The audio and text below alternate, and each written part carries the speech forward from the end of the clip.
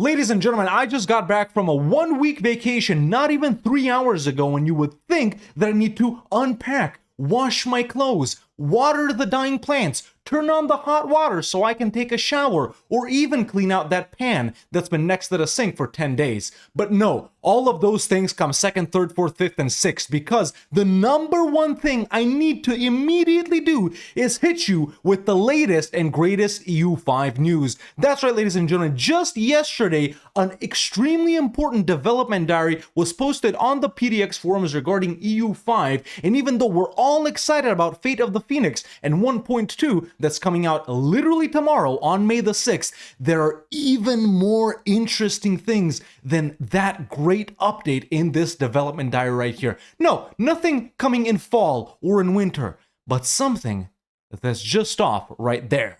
Something that can potentially change EU5 completely as we know it. So without further ado, let's talk about that. Wait, no, I'm not GMM. Well, I guess we are going to talk about that. Okay. All right, here we are on the Paradox forums, ladies and gentlemen, and like I just said in the intro, man, this is the latest EU5 development diary outlining the future of EU5, basically a sort of revision of the roadmap that was posted all the way back when EU5 released about 6 or 7 months ago, and along with the things that we know are coming, for example, Fate of the Phoenix, literally tomorrow about Biz, Across the Pillars for, Castile and Morocco and them, the Old Alliance for France and Scotland and them, off to the side, something coming next year, potentially in about exactly a year, is the most interesting thing about this dev diary. But of course, that's right at the end. First of all, we're gonna get into everything else, and trust me, along with this and that, these things over here, I'm really, really excited for as well. And EU5, man, it's just getting better every day. And even though I've liked it since the start, maybe it's gonna take some convincing for some of you. So without further ado, let's jump in, man. So today we share our grand voyage. Hello everyone, I'm Ryagi, shout out Ryagi, community manager and Tinto, and joining me is EU5's associate game director David, and the one and only Johan, studio manager at PDX Tinto. So back in 2024, when we revealed Project Caesar with Tinto Talks #1, that's where Johan first shared the core pillars that would define EU5: believable world, setting immersion, and replayability. Everything we do is still within these pillars, and the game has grown, evolved, and been genuinely shaped by you, your feedback, your passion, and your vision for what EU5 could be. Our players have always been a part of the development journey, and today is our chance to give you some insight into the voyage ahead. This is where it gets exciting. Before we look into the future, let's start from the beginning. Here's Johan to walk you through the journey, where we came from, how the design evolved, and the role the community played in making EU5 what it is today. And this little bit from Johan right here is pretty much going to be, explaining some of their design philosophy and stuff like that, and why things are the way they are in EU5. And then, of course, then we'll get into the future of EU5. So, when we first set out to build EU5, we had a clear ambition: create a deeper, more systemic simulation of the early modern world that has ever been attempted. What we didn't fully anticipate was how loudly and how helpfully our community would tell us where the gaps were. Development is always a conversation, but EU5 has made that conversation unusually direct, and I think the game is better for it. From the moment the game launched, real players brought real hours and real frustration. The feedback that came back wasn't noise. It was pointed at something genuine, that the richness of our new economic and population systems needed to be matched by an equivalent richness in the human layer of the game. People didn't just want a better simulation, they wanted to feel like their nation had a story worth telling. And this is something that, I agree with, and I always keep repeating these things. It's playing countries sort of the way they're meant to be played, kind of what they're good at historically and stuff like that. At least that's how I connect to that. But one of the clearest signals we received was around the historical agency. EU5 was designed from the start as a more open sandbox than its predecessor, and we deliberately moved away from script and mission trees as the primary content delivery mechanism, trusting that emergent systems would produce compelling histories organically. But we all know, how this is, turning out. The community has pushed back on this, and not unfairly. What players told us in hundreds of forum posts and Reddit threads is that they don't want railroading, but they do want historical paths to feel achievable, not accidental. There's meaningful difference between forcing an outcome and making it feel within reach. I know maybe I'm in the minority here, but I've always been vocal that I absolutely love railroading. Okay, I personally love it. And they obviously they're saying that these historical paths, they sort of lead to these certain outcomes, but what players really want, not that they don't want railroading, at least how I perceive the EU5 community to be, and you guys watching and tell me in the comments, or rather than historical paths, is people want to see a big ass Ottomans 85% of the time, right? They want to see Spain form 90% of the time, Britain, powerful France, I don't know, Austria PUs, stuff like that, that can't even happen. Maybe Poland, Lithuania, 70% of the time, Russia, 70% of the time, something like that, right? People, especially with the fact that EU5 starts so further back than EU4, and we're basically playing late medieval here as opposed to immediately jumping into the early modern era, is, so many people coming in from EU4. I mean, how many people do you guys think that play EU5 have never played any other EU game, or at least EU4? I don't think that many, right? Probably less than, I don't know, 10% or anything like that. So, there is something that players, expect to happen most every games. We're not saying that, there needs to be an Ottoman blob every single game, but I feel like things need to happen as often as they did in EU4. So, I'm not the community. I do want railroading. Me personally, railroad the hell out of everything. I wouldn't mind having big ass Ottomans 99 out of 100 games, but that's just me. I know I'm probably not in the majority here, obviously. So moving on from that, that tension between sandbox freedom and narrative satisfaction has genuinely shaped how we're thinking about content going forward. Dynamic historical events were our answer to the mission tree question, and while the underlying idea is sound, we have heard clearly that they need to be more discoverable, more consequential, and more connected to each other. Yes, hard agree, obviously. Single events that fire and disappear don't feel like a story. Players want chains, arcs, moments that they feel like they were built for the nation they were playing. Exactly, precisely.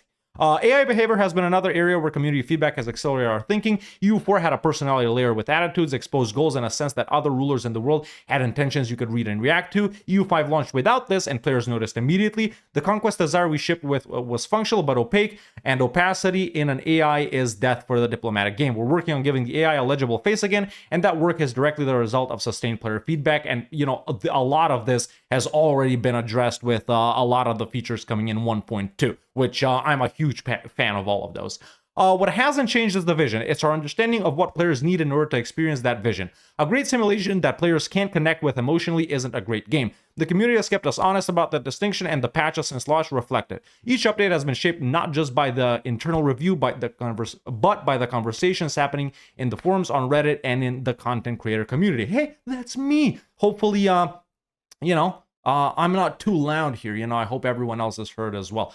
Looking back, the most valuable thing launch gave us wasn't bug reports, it was perspective. Players told us what they were reaching for and not finding, and that is a different kind of signal than a crash log. We're still in early EU5's life, agree, and there's a lot of road ahead, agree, but the shape of that road is clear because of the people who have been playing it and arguing about it and caring enough to tell us exactly where we got it wrong. So yeah, I pretty much agree with this. Great little write-up right here, and not a lot to be said about that, aside from the stuff that I really talked about. But now, let's get into the future of EU5. As many of you already know, we've announced our first 3 DLCs ahead of launch: Fate of the Phoenix Immersion Pack, Across the Pillars Chronicle Pack, and the Old Alliance Chronicle Pack. So if you guys don't know, Immersion Pack is sort of the smallest form of DLC. Chronicle Pack is after that, slightly bigger. Immersion Pack is like 1 or 2 countries. These guys are like 2 or 3 countries. And then the other one, which is really an expansion or whatever, is like a big DLC. Obviously, one like that hasn't been revealed so far.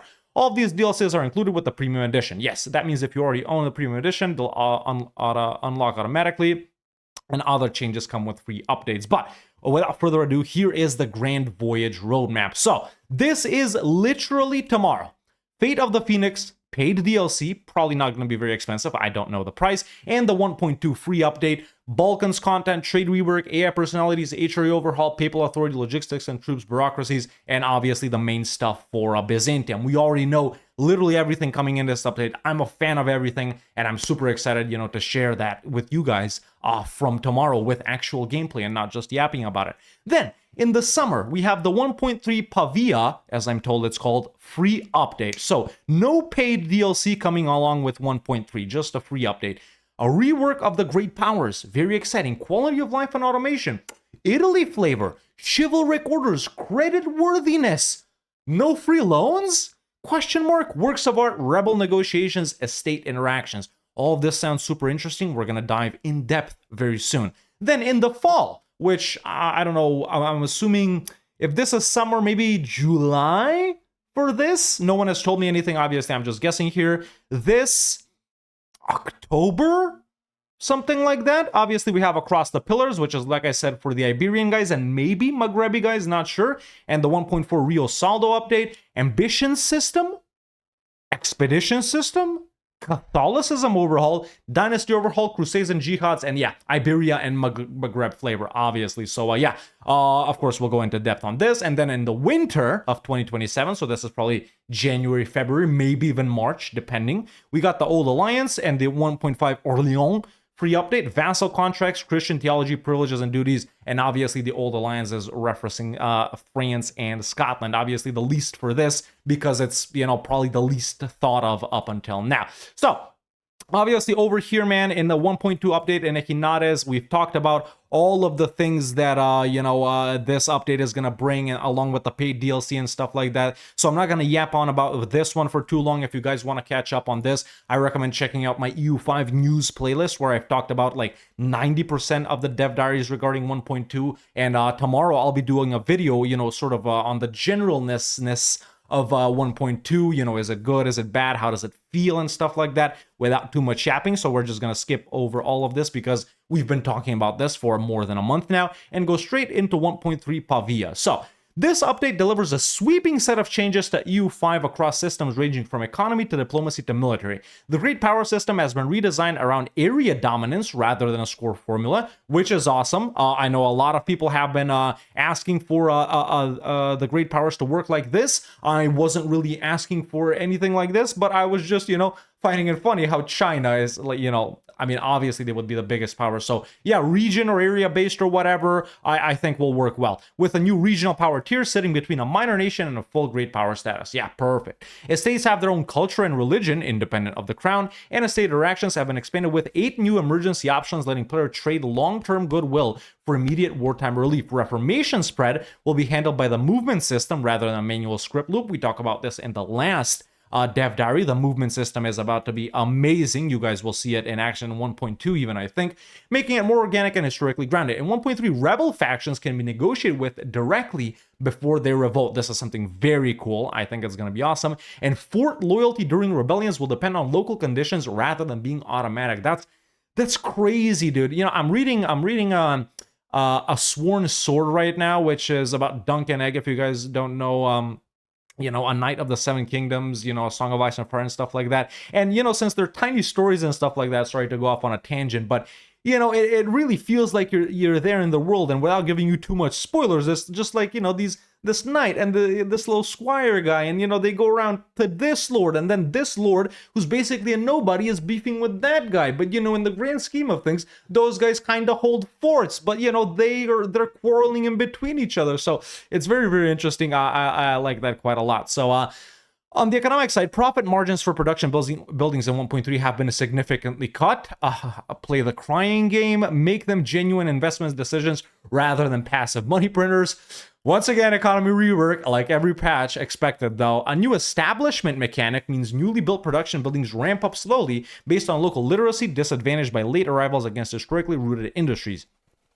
Price elasticity has been introduced so that expensive goods genuinely suppress demand, allowing regional trade imbalances to persist and giving trade routes a lasting purpose. Mills have been overhauled to be cheaper, faster to build in cities, and more competitive in the late game. 10 historical regions have gained static production bonuses reflecting their real-world economic legacies, from Flemish cloth to Venetian glass. Yeah, this has been touched on a little bit. I'm a huge fan of this. This has sort of creeped in, the beginning stage of this have creeped into 1.2.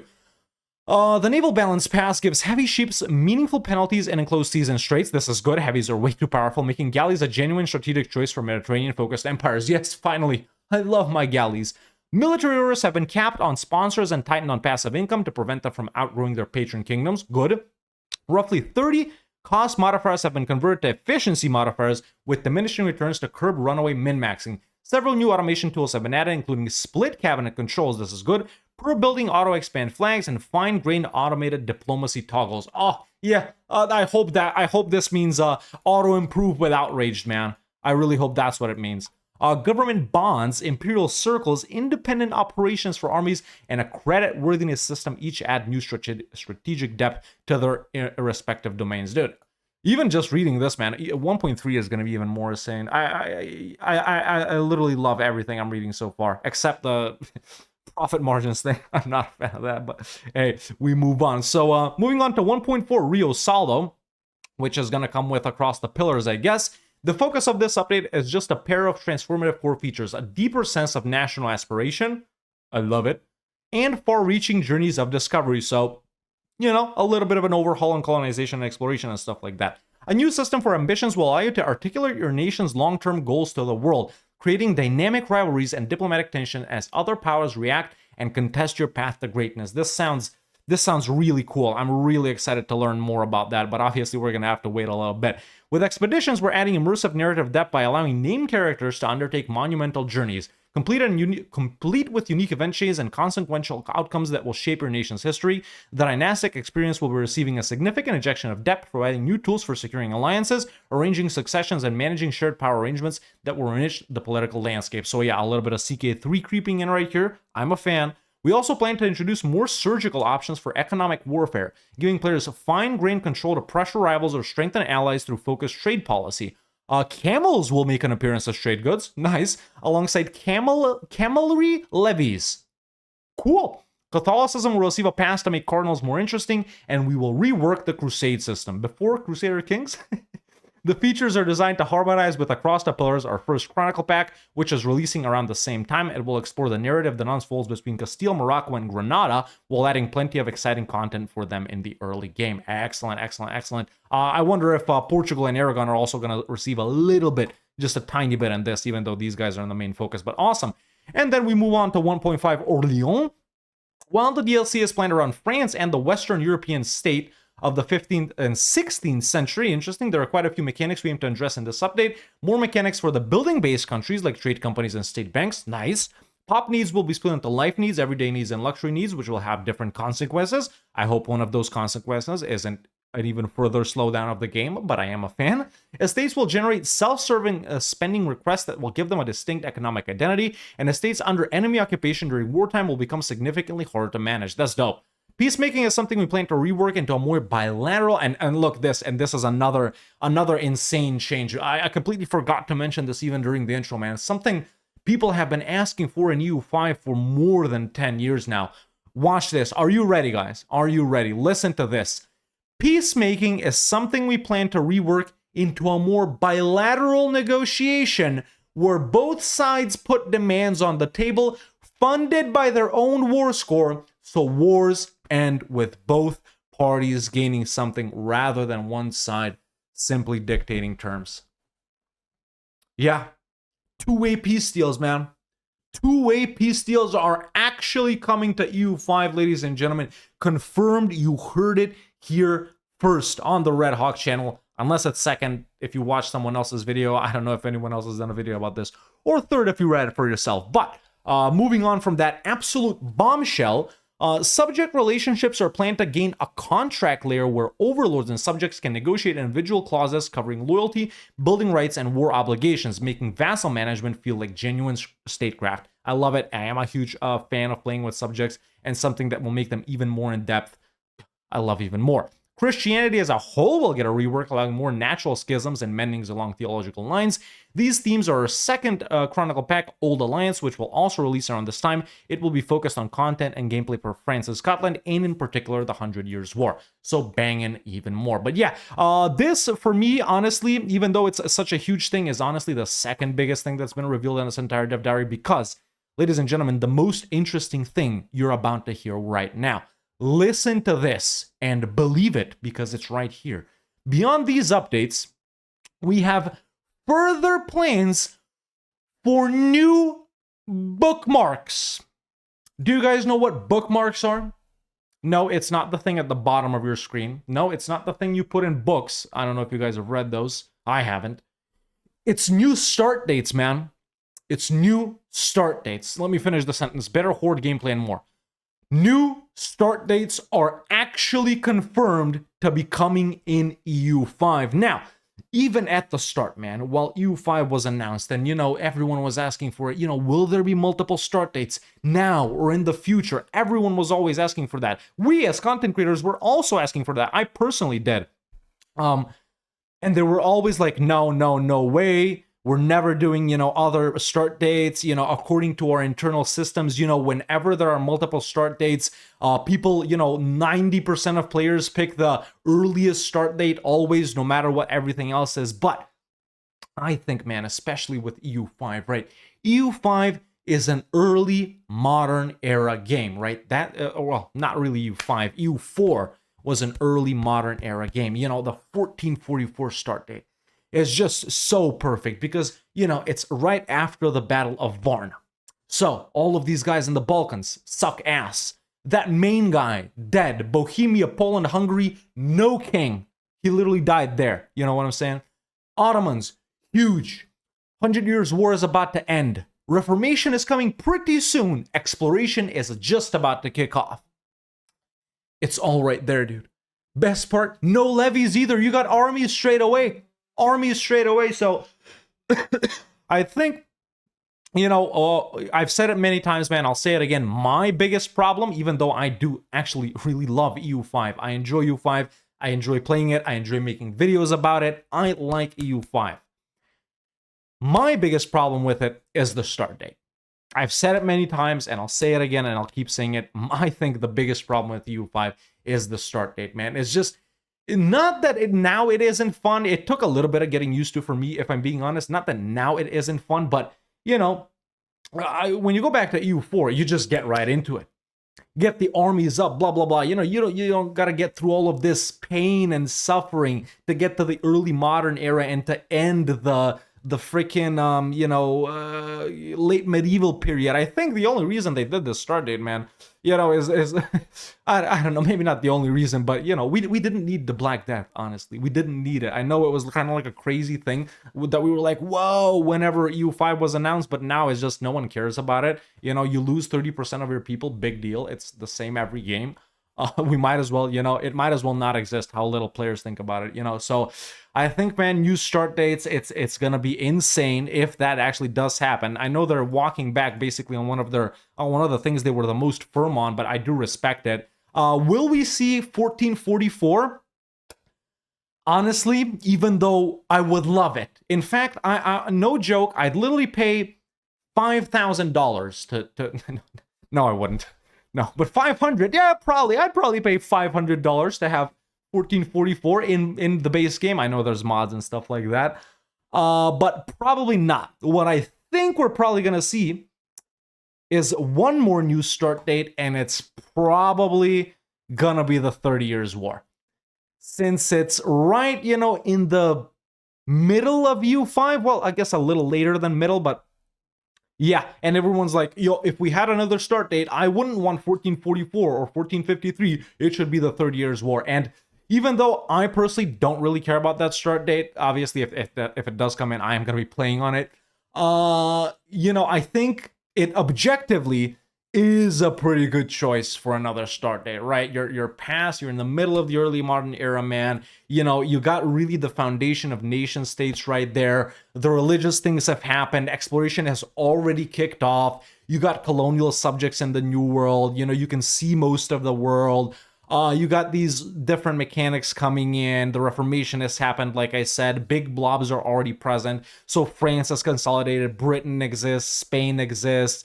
The Ottomans are huge. Poland, Lithuania exists. Sweden is big and powerful. Russia is big. Over here, you probably got Persia, right? Over in China, Qing is kind of about to come in, right? India too, with the big guys down south, and north too. The hordes are pretty much gone. So I think, even though I don't care that much for it, if it does become a start date, obviously I will care and I will play it. Even though I personally don't care that much about it, I think it is probably the best choice if they could only add one more start date. But like I said, what do I want to see? 1444. Are we going to see it? No way. If we get something 100 years later, it's probably going to be 1453. If I'm being honest, 1399 is way too close. I don't see it happening. So I think number one likelihood is like, 30 years war, 1600s, early 1600s, whatever. Second most likely, 1453. And I don't think we'll get many bookmarks, man. I think, even though EU5 is super, early in its life cycle, and, CK3 start off with one start date 2, I think. I'm not sure. Don't quote me on that. Or maybe it did start with 2. I think we're probably, in the next 10 years, not gonna see that many bookmarks. Realistically, man, the maximum I could see is 5, but even I think that's too crazy. I think 2 more is honestly the most realistic, and I think those are 30 Years' War, the War of the Protestant League or whatever, and 1453. But either way, extremely exciting for me, man. Extremely exciting for me, especially because, like I said, my biggest problem with EU5 is the start date. So yeah, jumping right into that era where you don't need to think about levies and blah blah blah and stuff like that, and it's easier for countries to expand and establish themselves. I'm really excited for. So yeah, that's the main thing I wanted to talk about today, man. Let's get this video up. It's gonna have minimal editing and stuff like that. Just to close it out, we're excited to bring these features to life, and we mean that because none of this happens without you. Please continue to give us the feedback and suggestions as you have been doing, so we can continue to expand this ambitious game into something even better. The voyage is just getting started. Thank you for being a part of it, and remember, be ambitious. Thank you for that nice write-up, Ryagi and Johan and David as well. Very exciting stuff here, man. I gotta say, I'm a fan of everything. Tomorrow we're launching with 1.2, and I'm excited to do videos about that and play it. I think it's gonna shape up to be very nice. But yeah, once we get through all of this, man, this is looking like spring 1.6. So, in a year, boys, I know it seems like a long way off now, but it's not. Trust me, time flies. We might be seeing another. In fact, we probably will be seeing another EU5 start date. Guess what it is in the comments below. But yeah, if you enjoyed this video, man, make sure to leave a like. If you want to see more videos like this, subscribe for 1.2 content as well. And yeah, I think it's time for me to go and do all of those things that I said in the intro, because yeah, plants are starting to sag, you know what I mean? And that pan is just, you got to get that degreaser in, man. Oven degreaser, that's how you clean out them pans. But yeah, that's about it for now. And yeah, wait, what's my intro? I haven't recorded a video in a week. Yeah, that's it for me for now. See you next time.